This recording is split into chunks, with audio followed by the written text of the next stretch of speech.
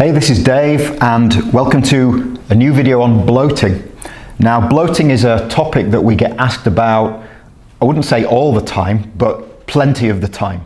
There's a huge number of people out there, and you may be one of them, who has this sensation of just feeling like they're constantly 6 months pregnant, where you eat food perhaps and your stomach bloats out, or even without eating food, you just feel that there's a whole bunch of gas or something in there trapped and that it's making you bloated and having a sort of what they call technically a distended abdomen. Now, bloating is oftentimes very simple to resolve, but the problem with it is the underlying cause is usually different in each person. And so typically it requires a little bit of investigation to find out what is going on so that the underlying reasons for the bloating can be dealt with on an individual basis.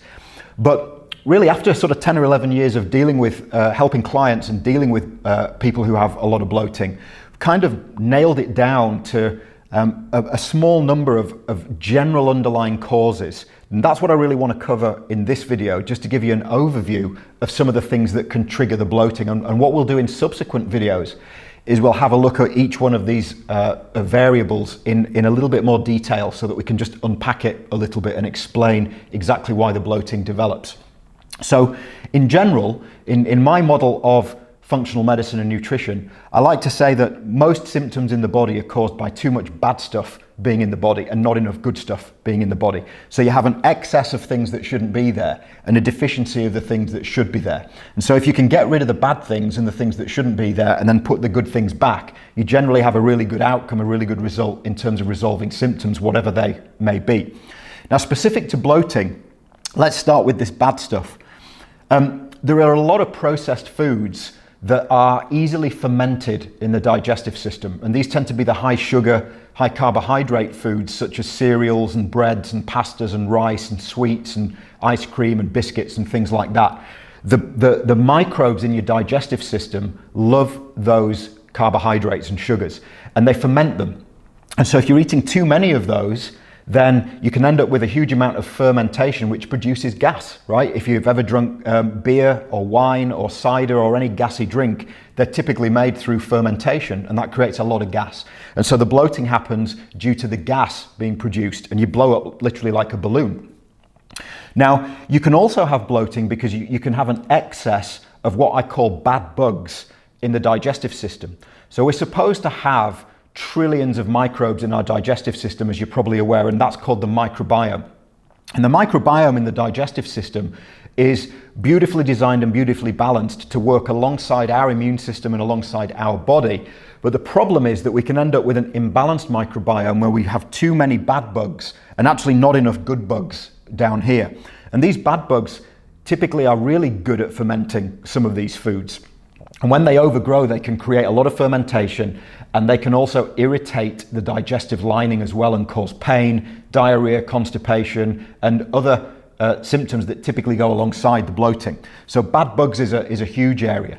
There's one particular condition called small intestinal bacterial overgrowth, or SIBO, and there's SIFO, small intestinal fungal overgrowth, which involves an organism called Candida most of the time, although there are other examples of fungal organisms that can overgrow. Parasites can also cause problems as well. And sometimes you'll get people who have viruses and a lot of inflammation in the GI tract because of viruses, but it's most commonly the bacteria and the fungal organisms that create the bloating. And then what happens is these bad bugs create metabolic waste products through their own life cycles, their own metabolism. And these can be gases, they can be other compounds as well, but they can be very, very irritating to the digestive system, and they can create a lot of inflammation. And that inflammation, believe it or not, and this is a very complex topic that I won't talk about too much now, but the inflammation in the gut can shut down the abdominal muscles, like the six-pack washboard muscles.